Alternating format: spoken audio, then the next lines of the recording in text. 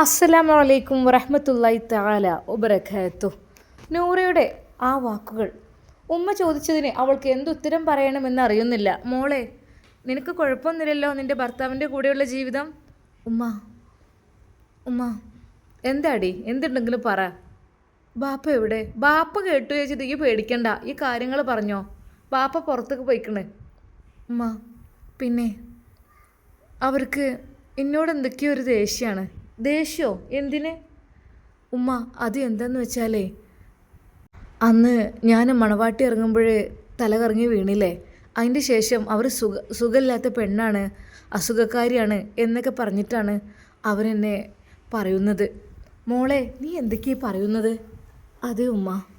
അല്ല, ആരാ നിന്നെ അങ്ങനെ പറയുന്നത്? എൻ്റെ കുട്ടിക്ക് ഒരു അസുഖമില്ലല്ലോ. അങ്ങനെയാണെങ്കിൽ അവർ ഹോസ്പിറ്റലിൽ കാണിച്ച് ടെസ്റ്റ് ചെയ്തോട്ടെ, എന്തെങ്കിലും ഉണ്ടോ എന്നുള്ളത്. ഉമ്മ, അവരെപ്പോഴും എന്നെ... ആരും? ഉമ്മയോ? ഉമ്മ അങ്ങനെയൊക്കെ പറയുമോ? എന്നാലും അല്ല ഉമ്മ, ഒരിക്കലും ഉമ്മയല്ല.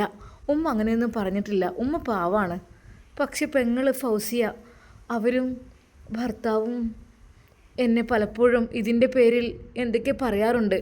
മോളെ, അത് സാരല്ല, പെങ്ങളല്ലേ. പെങ്ങളെന്ന് വെച്ചാൽ അവളെ കെട്ടിച്ച് വീട്ടിലേക്കാണ് പോയിക്കോളും. പിന്നെയെന്ന് വെച്ചാലുള്ളത് ഭർത്താവ് എന്തേലും പറയണ്ടേ പിന്നെ ഓക്കെ.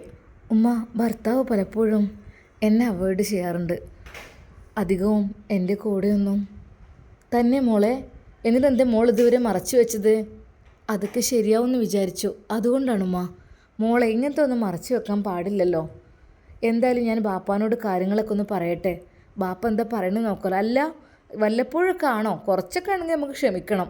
കാരണം നമ്മൾ ഇനിയിപ്പോൾ ചില ആളുകൾ അങ്ങനെ ഉണ്ടാവും, കുറച്ചധികം ദേഷ്യമുള്ളവരും ഒക്കെ ഉണ്ടാവും. അതൊക്കെ ഓരോരുത്തരുടെ സ്വഭാവത്തിനനുസരിച്ചാണ് എന്ന് കരുതിയിട്ട് നമ്മൾ ഇത്രമാത്രം ടെൻഷനാവൊന്നും വേണ്ട. അല്ല, അവൻ എന്തെങ്കിലും പറഞ്ഞോ നിന്നെ കൊണ്ടുപോണതിനെ കുറിച്ച്? ഉമ്മ, ഒന്നും പറഞ്ഞിട്ടില്ല. എന്നോട് പറഞ്ഞിരുന്നു ഈ പോണേ പോയിക്കോന്നൊക്കെ.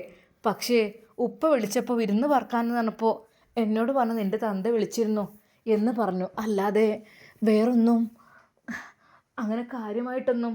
മോളെ വിഷമിക്കണ്ട, ഒക്കെ ശരിയാവും. സാരല്ല, നമ്മൾ സ്ത്രീകളല്ലേ, കുറച്ചൊക്കെ ക്ഷമിക്കുക. പിന്നെ മോളെ, നമ്മൾ ഉപ്പാൻ്റെ അടുത്ത് ഇവിടെ നിൽക്കണേക്കാളും നല്ലത് നല്ലൊരാളടുത്ത് നിൽക്കുക തന്നെയാണ്. അതായത് എന്താണെന്ന് വെച്ചാലേ, ഉപ്പാൻ്റെ സ്വഭാവത്തിനെ കുറിച്ച് പറയുകയാണെങ്കിൽ നിനക്കറിയില്ലേ, പല പ്രാവശ്യവും എന്നെ ഉപദ്രവിക്കാറും ഒക്കെ ഉണ്ട്. അതെ, മൂപ്പര ഇഷ്ടത്തിന് ഇങ്ങനെ നിൽക്കണം. ചില സമയത്ത് ഓരോ പിരാന്താണ്. എന്താ ചെയ്യുക, കുറേ സ്വത്തും മുതലും സമ്പത്തും ഒന്നും ഉണ്ടായിട്ട് കാര്യമില്ലല്ലോ. സ്വഭാവം എന്താണ് മനുഷ്യൻ്റെ. മോൾ ഇവിടെ നിന്നാലും അതിലേറെ പ്രയാസമായിരിക്കും എന്നാണ് എനിക്ക് തോന്നുന്നത്. എന്തായാലും ഞാൻ ബാപ്പയോട് കാര്യങ്ങളൊക്കെ ഒന്ന് പറയട്ടെ. അങ്ങനെ കുറച്ച് കഴിഞ്ഞപ്പോൾ അതാ ബാപ്പ വന്നു. ഒരു ഗ്ലാസ് ചായനുള്ള അങ്ങോട്ട് എടുത്താ? ആ ഇതാ ഇപ്പം കൊണ്ടുവരാം. അല്ല, എന്തിപ്പോൾ ഓന് വേഗം പോയത്? അതെ, മറ്റൊന്നുമല്ല, മോള് പറഞ്ഞേ കേട്ടോ നിങ്ങൾ? എന്താ മോള് പറഞ്ഞതെന്ന് വെച്ചാൽ അവിടെ അവർക്കൊക്കെ അവളോടൊരു താല്പര്യക്കുറവാണെന്നാണ് കേട്ടത്. ഉമ്മാക്ക് കുഴപ്പമില്ല, ഭർത്താവും പെങ്ങളും ഒക്കെ ഒരു സൈസ് വേണ്ടാത്ത രീതിയിൽ സംസാരിക്കണമെന്നാണ് പറഞ്ഞത്. നീ എന്തേ പറയുന്നത്? അങ്ങനെ ഉണ്ടോ നൂറ? നൂറ, നേരെ പിതാവ് അത മകളെ വിളിക്കുന്നു. ആ ബാപ്പ. എന്താടി അവിടെ പ്രശ്നം? അത് ഒന്നുമില്ല ബാപ്പ. ഉള്ളത് തുറന്ന് പറയ്.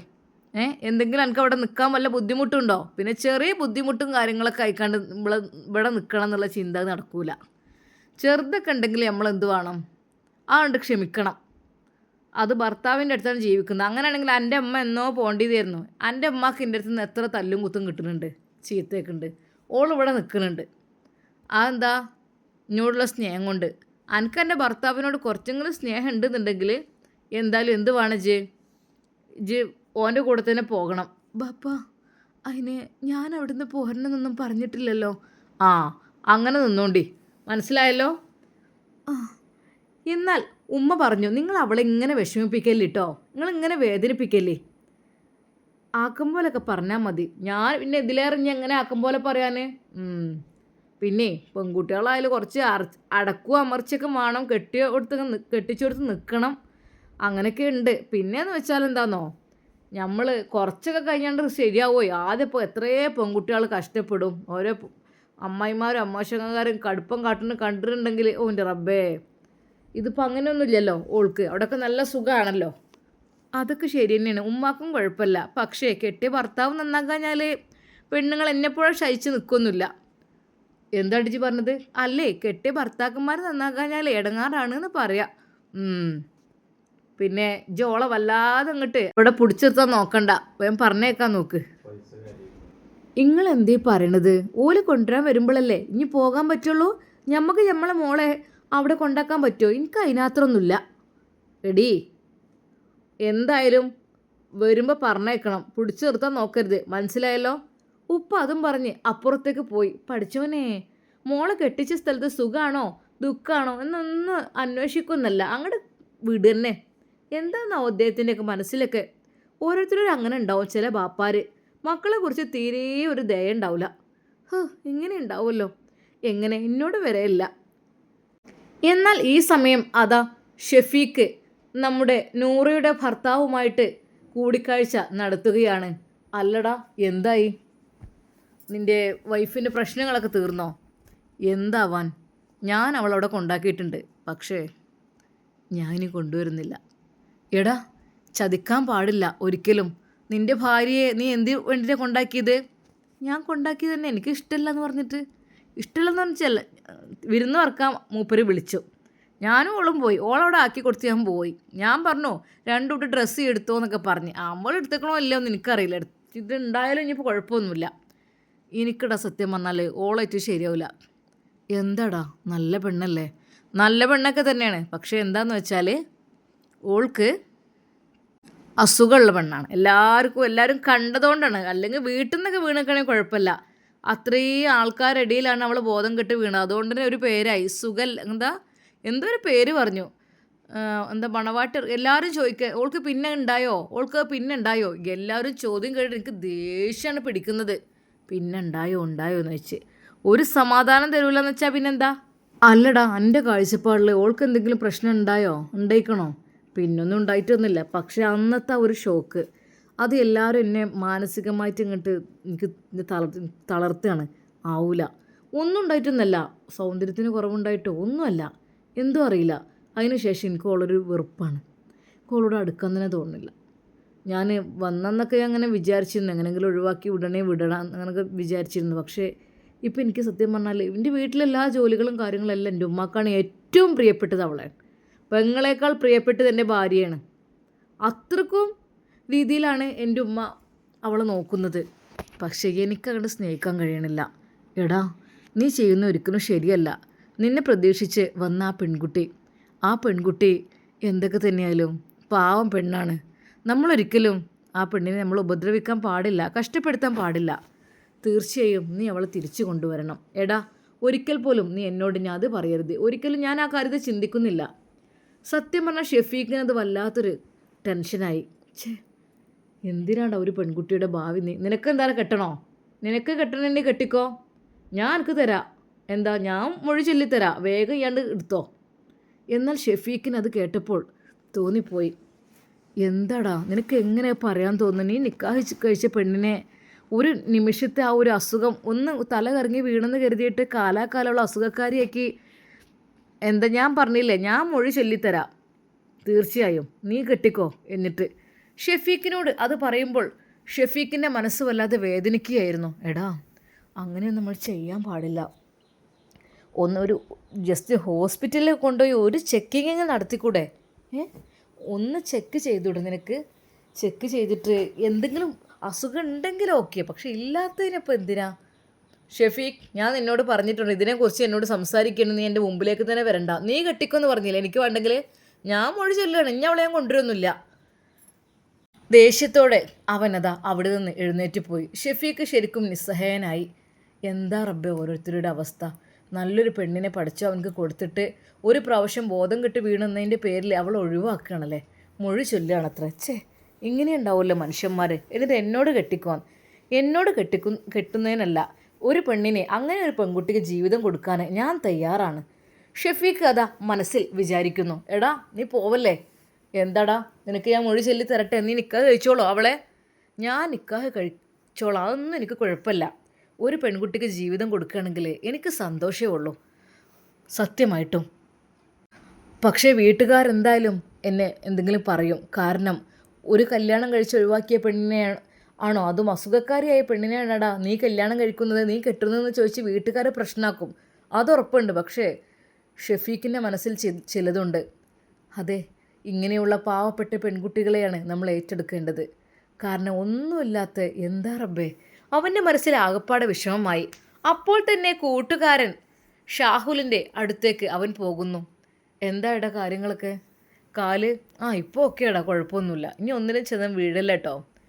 ഷെഫീഖ് കാര്യങ്ങൾ അതാ ഷാഹുലിനോട് അവതരിപ്പിക്കുവാൻ വേണ്ടി നിൽക്കുന്നു. ഷാഹുൽ, എന്താടാ? അല്ലടാ, ഒരു കല്യാണക്കാര്യത്തെക്കുറിച്ച് പറയാനാണ്. കല്യാണക്കാര്യോ? ആർക്ക്? എനിക്കാണ് കല്യാണക്കാര്യം. പക്ഷേ എനിക്ക് വേണ്ടിയിട്ടാണ്. പക്ഷേ മറ്റൊരാളുടെ പെണ്ണാണ്. എന്താണ് നീ പറയുന്നത്? മറ്റൊരാളുടെ പെണ്ണിനെ മോഹിക്കാൻ പാടുണ്ട് നമ്മൾ? മോഹിക്കാനൊന്നും പാടില്ല, ശരി തന്നെയാണ്. പക്ഷേ അവനതിനെ ഒഴിവാക്ക്. എന്ത്? അല്ല, എൻ്റെ കൂട്ടുകാരൻ്റെ കല്യാണപ്പെടുത്തി കഴിഞ്ഞു എന്ന് പറഞ്ഞല്ലോ. അവന് അവളെ വേണ്ടത്രേ. എന്തൊക്കെയാണ് നീ പറയുന്നത്? വിവാഹം കഴിച്ച് എത്ര പ്രതീക്ഷയോടെ ആയിരിക്കും ഒരു പെൺകുട്ടി ജീവിതത്തിലേക്ക് കടന്നു വരുന്നത്. ആ പെണ്ണ് എന്നിട്ട് പിന്നെ അതേടാ, അവനക്ക് വേണ്ട മൊഴി ചെല്ലുകയാണ്. എന്നോട് പറഞ്ഞു നീ ഏറ്റെടുക്കുമോ. ഞാൻ പറഞ്ഞു എന്തിനാടാ വേണ്ടാത്തത് നിൽക്കേണ്ട, കണ്ണീര് കുടിപ്പിക്കരുതേ. അങ്ങനെ കണ്ണീര് കുടിച്ചു പോയാലേ ജീവിതത്തിൽ ഒരിക്കലും മെച്ചപ്പെടില്ല നമ്മളെന്ന് പറഞ്ഞിട്ടുണ്ട്. കാരണം ഒരു കുഴപ്പമില്ലാത്തൊരു പെണ്ണിനെ നമ്മൾ ഇടങ്ങാറാക്കാൻ പാടില്ല. കരുതി കൂട്ടി അവർ ചതിച്ചതാണെങ്കിൽ ഓക്കെ, അതൊന്നും അല്ലല്ലോ, നമ്മൾ ഇടങ്ങാറാക്കാൻ പാടില്ല. ഞാൻ പറഞ്ഞു, ഞാൻ അവനോട് ഇങ്ങനെ കാര്യങ്ങൾ പറഞ്ഞപ്പോൾ അവൻ എന്നോട് പറഞ്ഞാൽ വേണമെങ്കിൽ ഈ കെട്ടിക്കോ, ഞാൻ മൊഴി ചൊല്ലാണ്, എനിക്ക് വേണ്ടെന്നെ. അങ്ങനത്തെ എല്ലാവരും എന്നെ വിളിച്ച് ചോദിച്ച് കളിയാക്കാണ്. എന്താടാ പിന്നെ ഉണ്ടായോ? അങ്ങനെ പിന്നെ ഉണ്ടായിട്ടൊന്നുമില്ല എന്നൊക്കെ പറഞ്ഞ് അവൻ എന്നോട് പറഞ്ഞു. ഞാൻ എന്താ ചെയ്യേണ്ടത്? എനിക്ക് സത്യം പറഞ്ഞാൽ ആ കുട്ടിയുടെ കാര്യത്തിൽ സഹതാപം തോന്നുകയാണ്. പക്ഷേ അവൻ മൊഴി ചൊല്ലിയിട്ടില്ല. എന്നാൽ ശരിക്കും ഷാഹുലിന് തോന്നി, റബ്ബേ പാവം, ഓരോ പെൺകുട്ടികളുടെ ഭാവി ജീവിതമാകുന്നതല്ലേ. ഷെഫീഖ്, എടാ ഞാൻ ഒരു കാര്യം പറയാം, പറ്റുമെങ്കിൽ നീ അവളെ കല്യാണം കഴിച്ചോ. അവന് മൊഴി ചെല്ലണമെങ്കിൽ നിനക്ക് ഏറ്റെടുക്കാം. പഠിച്ചവൻ്റെ ഭാഗത്ത് നമുക്കൊരു പ്രതിഫലം കിട്ടുകയും ചെയ്യും കേട്ടോ. ഒരിക്കൽ പോലും ഷാഹുൽ അറിഞ്ഞില്ല അത് താൻ ജീവന തുല്യം സ്നേഹിച്ച തൻ്റെ നൂറയാണ് എന്നുള്ളത്.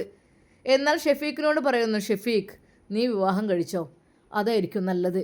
ഒരിക്കലും ആ പെണ്ണിനെ കഷ്ടപ്പെടുത്തേണ്ട. അതിനിടെ മറ്റോ മൊഴി ചെല്ലട്ടെ, എന്നിട്ട് ഇൻഷാ അല്ലാ.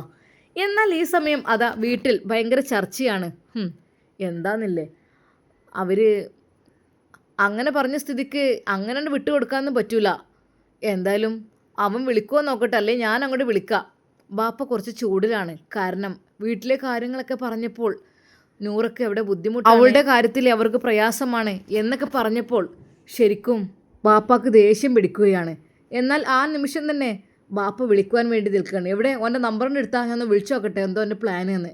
പിറ്റേ ദിവസമായിട്ടും അവളെ കൊണ്ടുവരാൻ അവളെ വിളിക്കുകയോ അവൻ ചെയ്തില്ല. എന്താ നൂറക്ക് ഇതൊന്നും ഇല്ലേ? അവർ വിളിക്കാതെയും പറയാതെ എങ്ങനെ പോവുക? നമ്മളെ മോളെ ഇഷ്ടത്തിന് കൊണ്ടാക്കാൻ പറ്റുമോ? ഉമ്മ പറഞ്ഞു. ആഹാ, 2 ദിവസം ആയാലോള് വന്നിട്ട് ഇപ്പോഴും പോണ ലക്ഷണമൊന്നും കാണില്ലല്ലോ. നൂറ, എൻ്റെ മാപ്പിളക്ക് വിളിക്കയില്ലേ? ബാപ്പ ഇല്ല. അതെന്താ, നിങ്ങൾ തമ്മിൽ എന്തെങ്കിലും പ്രശ്നമുണ്ടോ? ഇല്ല ബാപ്പ. പിന്നെന്താടി, ഒന്ന് വിളിച്ചു നോക്കിക്കൂടെ എനിക്ക്? ബാപ്പ അത് വിളിക്കാനാ പറഞ്ഞത്. അപ്പോൾ തന്നെ അവളുടെ ഫോണിൽ നിന്ന് അതാ അവൻ്റെ ഫോണിലേക്ക് വിളിക്കുന്നു.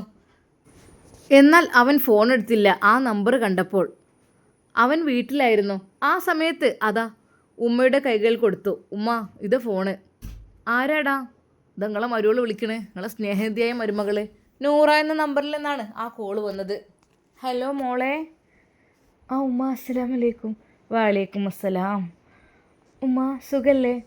മോളെ സുഖാണ്. എവിടെ ഫൗസിത്ത് പോയോ? ഓള് വരും പോവും, അങ്ങനെയൊക്കെ തന്നെയാണ്. മോളെ എന്നാ പോരുന്നത്? അതുമ്മാ അവന് കൊണ്ടുവരാൻ ഞാൻ ഇന്നലെ പറഞ്ഞിക്കണേ. ഓളെ പോയി കൊടുന്നാളാന്ന്. അവനാണ്ട് വന്നിട്ടില്ല അല്ലേ? അപ്പോൾ ഞാൻ പറഞ്ഞേക്കാം ഇന്ന് വൈകുന്നേരം തന്നെ കേട്ടോ. മോള് വിഷമിക്കണ്ട കേട്ടോ. ഉമ്മ അല്ല മോൾക്ക് 8 ദിവസം ഇവിടെ നിൽക്കണമെന്നുണ്ടെങ്കിൽ നിന്നും ചെയ്തോ. ഇവിടെ വന്നാൽ മോൾക്ക് പണി തന്നെ ആയിരിക്കും. എന്താ വേണ്ടത്? 8 ദിവസം കഴിഞ്ഞിട്ട് പറഞ്ഞയച്ചാൽ മതിയോ?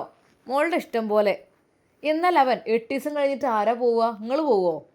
ശരിക്കും അവൻ്റെ വാക്കുകൾ കേട്ട് ഉമ്മ ഞെട്ടി. എന്താടാ ഈ പറയുന്നത്? പിന്നെന്താ കൊണ്ടുവരണ്ടേ? 8 ദിവസം കഴിഞ്ഞിട്ട് ഞാൻ പോവില്ല, നിങ്ങൾ വേണമെങ്കിൽ പൊയ്ക്കോളി വീട്ടിലത്തെ വേലക്കാരിയായി നിർത്താൻ. മനസ്സിലായല്ലോ, എന്നെ കാക്കണ്ട. അതെ, ആ ഒരു ശബ്ദം ഫോണിനുള്ളിലൂടെ അവൾ കേട്ടു. അവൾ ആകെ ഞെട്ടിത്തരിച്ചു പോയി. ഉമ്മ, എന്നാൽ ഞാൻ പിന്നെ വിളിക്കട്ടെ ഉമ്മ. ആ മോളെ, ആയിക്കോട്ടെ. ശരിക്കും അവൻ്റെ വാക്കുകൾ കേട്ട് അവൾക്ക് തല കറങ്ങുന്ന പോലെ തോന്നി. എന്നാൽ തൊട്ടപ്പുറത്ത് ഉമ്മയും ഉപ്പയും. എന്താടി, എന്താ അവർ പറഞ്ഞത്? അത് ഇക്ക പറയുന്നു എനിക്ക് അവൾ വിതുമ്പി. ഒന്നും പറഞ്ഞില്ല. എന്താ മോളെ ഞാൻ പോകില്ല കൊണ്ടുവരാനെന്നാണ് അദ്ദേഹം പറഞ്ഞത്. ഉമ്മ കൊണ്ടുവരാൻ വേണ്ടി പറഞ്ഞപ്പോൾ. ഓഹോ, അപ്പോൾ എൻ്റെ മോളെ തിരിച്ചു കൊണ്ടുപോകാനുള്ള പ്ലാനിങ് ഇല്ലല്ലേ? അവനെ നേരിട്ട് തന്നെ ഞാൻ പോയി കണ്ടോളാം, അതായിരിക്കും നല്ലത്. വേണ്ട പാപ്പ, വേണ്ട. ഇഷ്ടമില്ലാത്തടത്തേക്ക് ഞാൻ ഇനി പോകണില്ല. ഇഷ്ടമില്ലാത്ത റൂമിലേക്ക് ഞാൻ ഇനി പോകണില്ല, ആ വീട്ടിലേക്ക്. ആ തള്ളക്ക് നല്ല സ്വഭാവമാണല്ലോ. തള്ളക്ക് കുഴപ്പമില്ല, പക്ഷേ ഇക്കാക്ക് എന്നെ ഇഷ്ടമല്ല. ഞാൻ പോകണില്ലപ്പ. ആ, ഇജ്ജ് അതും പറഞ്ഞോടെ നിൽക്ക്. ഇത്രയും ആൾക്കാരെ വിളിച്ച് കല്യാണം നടത്തിയിട്ട് ഇജ്ജ് മാനം കെടുത്താൻ നോക്കുക തന്നെ. പാപ്പ, എന്നാൽ ഉമ്മ പറഞ്ഞു, നിങ്ങളെ മാനക്കേട് മാത്രമാണോ പ്രശ്നം? ആ കുട്ടിയുടെ ജീവിതം കൂടി നമ്മൾ ചിന്തിക്കേണ്ടതല്ലേ? എന്താ നിങ്ങളിങ്ങനെ? അങ്ങനെയൊക്കെ ചിന്തിക്കാൻ പാടുണ്ടോ? എന്താന്നില്ല, സ്വന്തം മോളല്ല, മാനാണ് നിങ്ങൾക്ക് പ്രശ്നം. ശരിക്കും ഉമ്മ നല്ല രീതിയിൽ ഉപ്പയെ ഒന്ന് പറഞ്ഞു, എടീ മിണ്ടിപ്പോവരുത്. കല്യാണം കഴിച്ച പെൺകുട്ടികൾ നിൽക്കേണ്ടത് ഭർത്താവിൻ്റെ വീട്ടിലാണ്, അല്ലാതെ സ്വന്തം പേരിലല്ല. ഇജ്ജ് കരുതിക്കോ. പാവം നൂറ എന്ത് ചെയ്യണമെന്നുള്ള അവസ്ഥ. ബാപ്പാക്കാണെങ്കിൽ ഇവിടെ നിൽക്കുന്നത് ഇഷ്ടമല്ല, പക്ഷേ ഭർത്താവിനാണെങ്കിൽ അവിടെ നിൽക്കുന്നത് ഇഷ്ടമല്ല. എന്താ റബ്ബേ ഞാൻ ചെയ്യാം? ഒരു നിമിഷം അവൾ കണ്ണീർ വാർത്തു. അല്ലാ റബ്ബേ തവക്കൽത്തു അലല്ലാ. പഠിച്ചോനെ, എൻ്റെ കാര്യം നീ ഏറ്റെടുക്കല്ല. വീട്ടിൽ നിൽക്കാനും സ്വന്തം ഭർത്താവിൻ്റെ വീട്ടിൽ നിൽക്കാൻ പോലും പറ്റാത്ത അവസ്ഥ. പഠിച്ചോനെ നീ കാക്ക്. പാവം നൂറയുടെ ജീവിതം ഇനി എന്തായി തീരും? നമുക്ക് കാത്തിരുന്ന് കാണാം. അതുവരേക്കും എല്ലാവർക്കും അസ്സലാമു അലൈക്കും വറഹ്മത്തുള്ളാഹി തആല വബറകാതുഹു.